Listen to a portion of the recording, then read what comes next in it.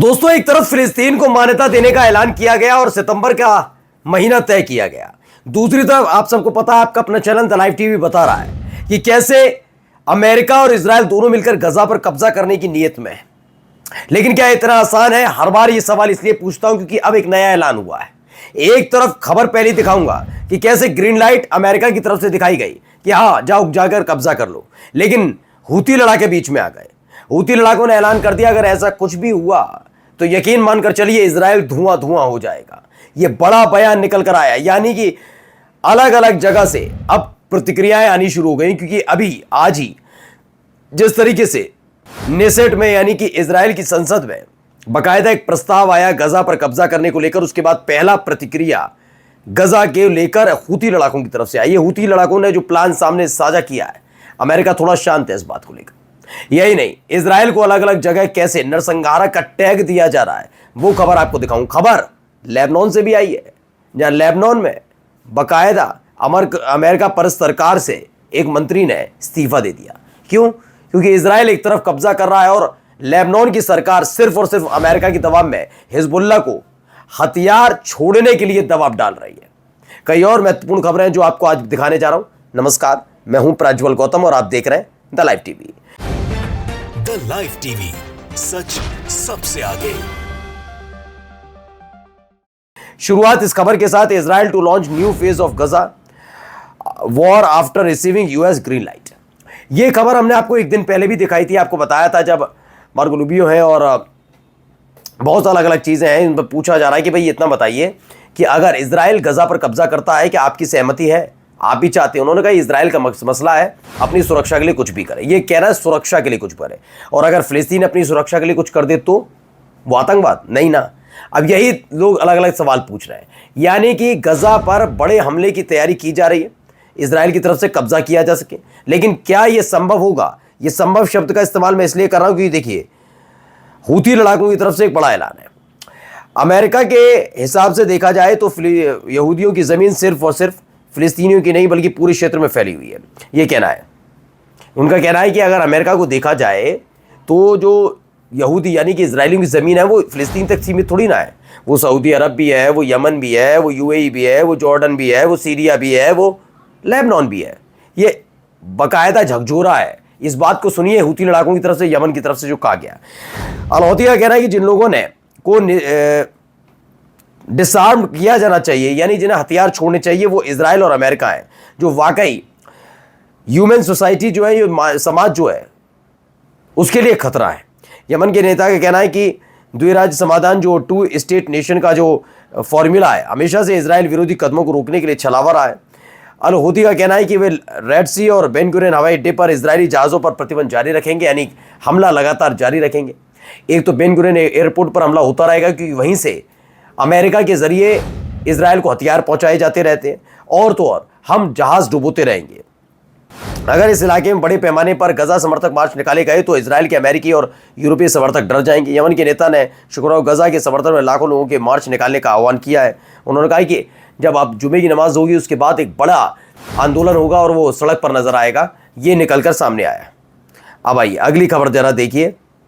एक और खबर निकली, एक ये एल अल जिनोसाइड एयरलाइन। ये कौन सी जिनोसाइड एयरलाइन है जो शुरू हो चुकी है? दरअसल ये इजराइल की है। पेरिस में क्या हुआ? पेरिस में इजरायली एयरलाइंस है एल अल के कार्यालय पर कार्यकर्ताओं ने लाल रंग पोत दिया और एल अल को नरसंहारक यानी कि जिनोसाइड एयरलाइंस बताया। फ्रांस में इजराइल के राजदूत जोशुआ जारका ने इस घटना को एक इजरायली कंपनी और इजराइल राज्य के विरुद्ध हमला बताया। तो आप हमला क्या बताया? फ्रांस तो पहले ही तैयार बैठा हुआ, आपको समझ में नहीं आ रहा क्या? वो फिलिस्तीन को राज्य का दर्जा देने जा रहा है, देश का दर्जा देने जा रहा है, तभी समझ लेना चाहिए था। चलिए अगली खबर जो निकलकर सामने आई वो ये देखिए, अलग अलग मैं दिखाई रहा हूं कैसी कैसी तस्वीरें। डोनाल्ड ट्रंप का एक बयान आया है। अच्छा, डोनाल्ड ट्रंप ने जो बयान की दिया है वो मतलब सोशल मीडिया पर उनका क्या पढ़िए। सोशल मीडिया प्लेटफॉर्म में ट्रुथ पर एक पोस्ट किया। किसने? अमेरिकी राष्ट्रपति डोनाल्ड ट्रंप ने। उनका दावा है कि मिडिल ईस्ट में शांति अगर चाहिए तो एक ही तरीका है कि इस इलाके के सभी देश इजराइल के साथ संबंधों को सामान्य करें और अब्राहिम समझौते को माने। यानी जो एक देश, अभी तो इनकी हरकत दिखाऊंगा, इन्होंने अपने ही देश का फंड रोक दिया। ये डोनाल्ड ट्रंप की हरकत है, देखिए लग ही नहीं रहा वो अमेरिका के राष्ट्रपति हैं। वो ऐसा लग रहा है कि जैसे इजराइल से उनका पुराना कोई नाता रहा है। वो क्या कर रहे हैं, वो जबरदस्ती दबाव बना रहे हैं कि इजराइल से समझौता करिए। दरअसल ये आदमी घमंडी है। ये डोनाल्ड ट्रंप जो है ना, वो घमंडी किस्म का आदमी है और बदतमीज किस्म का आदमी है। आज पूरी जिम्मेदारी के साथ बोल रहा हूं। इस आदमी को कभी अमेरिका की पड़ी ही नहीं थी। नारे देने से कुछ नहीं होता। राष्ट्रवाद राष्ट्र के थ्रू जनरेट होता है। जब आपकी देश की जनता चाहती है कि ये व्यक्ति गलत और ये सही, तो आपके कहने पर नहीं होता कि मैंने सोच लिया आदमी सही है। इस आदमी में बदतमीजी का लेवल पा रहा है। इसके लिए सोचिए, अमेरिका अलग थलग पड़ता जा रहा है। अलग थलग। जो देश कल तक अमेरिका की चाकरी करते थे, वो तक कहने लगे तू कौन। ये स्थिति बन गई है। अमेरिका की स्थिति ये बन गई है। तभी शर्म नहीं। क्या कह रहे हैं कि अगर इजराइल के साथ संबंध सामान्य रखेंगे तभी मिडिल ईस्ट में शांति आएगी। लेकिन आप अपने देश को कैसे संभाल पाएंगे, ये इसका जवाब अब तक अमेरिका के पास नहीं है, डोनाल्ड ट्रंप के पास नहीं है। चलिए, खबर क्या है अगली। इसमें ये देखिए, ये एक वीडियो निकल कर आई है। खबर देखिए। $600 million in the University of California's research grants over pro-Palestine protests. The school's chancellor slammed the move, saying that if the funds remain suspended, it will be devastating. दरअसल इसमें खबर है कि यूएस एडमिनिस्ट्रेशन यानी कि डोनाल्ड ट्रंप के administration ने खास तौर पर $600 मिलियन का जो मदद जाती है यूनिवर्सिटी ऑफ कैलिफोर्निया को। कैलिफोर्निया अमेरिका का एक राज्य और वहां पर एक यूनिवर्सिटी है। उस यूनिवर्सिटी कैलिफोर्निया ऑफ यूनिवर्सिटी की जो एड जाती है $600 मिलियन, उसे रोक दिया। क्यों रोका? क्योंकि यहां पर प्रो फिलिस्तीनी प्रोटेस्ट हो रहे थे। मैं वही तो कह रहा हूं, समझ नहीं आ रहा। ये अमेरिका के राष्ट्रपति है, इन्हें अमेरिका को ग्रेट बनाना है, इजराइल को थोपना है सब पर। ये आदमी, मैं फिर बता रहा हूं, ये अमेरिका का बेड़ा गर्क ना कर दे। और यही आदमी का तख्ता पलटना हो तो लिख कर ले लीजिएगा। ये स्थिति बहुत खराब कर रहे हैं। अलग अलग देशों से दुश्मनी और इनके अपने राज्य के इन्हीं के करीबी बता रहे हैं गलत कर रहे हो आप। भारत के साथ जो कर रहे हो 25%, 50% टैरिफ में ये कर दूंगा, ये टैरिफ वॉर के जरिए अपनी धमकी जो दे रहे हैं ना, ये भारी पड़ने जा रहा है अमेरिका पर खुद। कैसे वो पता ही लग ही रहा होगा। अभी देखिए, थोड़े दिनों पता लगा कनाडा के सामने किया था, क्या हुआ, घुटने टेकने पड़े।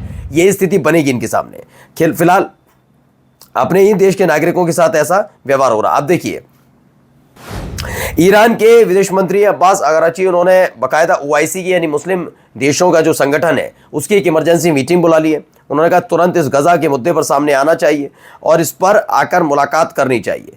अब आइए, आयतुल्लाह खामेनी ने अपॉइंट किया है लारिजानी को एज ए रिप्रेजेंटेटिव टू एसएनएससी। एसएनएससी में एक रिप्रेजेंटेटिव के तौर पर लारिजानी को अपॉइंट किया गया है कि आपको अपॉइंट किया जाता है।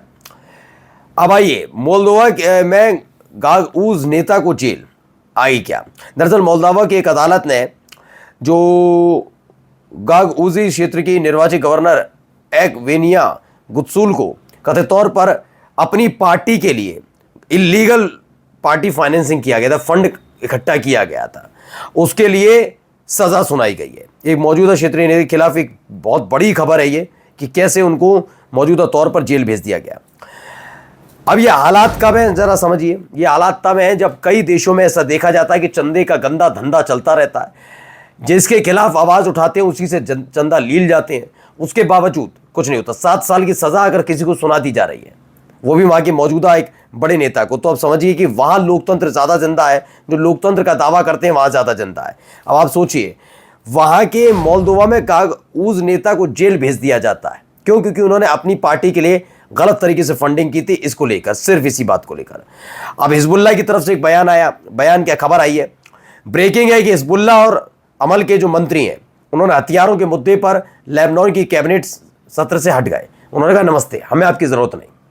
हिजबुल्लाह के खिलाफ यह लगातार अभियान चल रहा है। उन्होंने कहा हिजबुल्लाह क्यों, पहले इजराइल जिस तरीके से हम पर हमला कर रहा उसके खिलाफ कोई कार्रवाई क्यों नहीं होती। और जाते जाते खबर सूडान से, सूडान और यूएई के बीच तनाव लगातार बढ़ रहा है। सूडानी सेना ने कहा कि उसने दारफुर के नियाला हवाई अड्डे पर एक अमीरीती विमान को नष्ट कर दिया है। उसका दावा है कि विमान खाड़ी से उड़ा था और उस पर कोलंबियाई बाड़े के सैनिक और अलग अलग तरह के हथियार मौजूद थे जो उनके इलाके में अस्थिरता पैदा करने वाले थे। खौरतुम लंबे समय से संयुक्त अरब अमीरात में नियाला हवाई अड्डे का इस्तेमाल अर्धसैनिक समूह और उन्नत हथियार आपूर्ति के लिए करता रहा, जिसके साथ सेना 2023 के साथ से लगातार संघर्ष कर रही है। और इन सब के बीच यूएई और दावा किया जा रहा है कि जो सूडान है, इन दोनों के बीच बड़ा संघर्ष छिड़ सकता है। नमस्कार। द लाइव टीवी, सच सबसे आगे।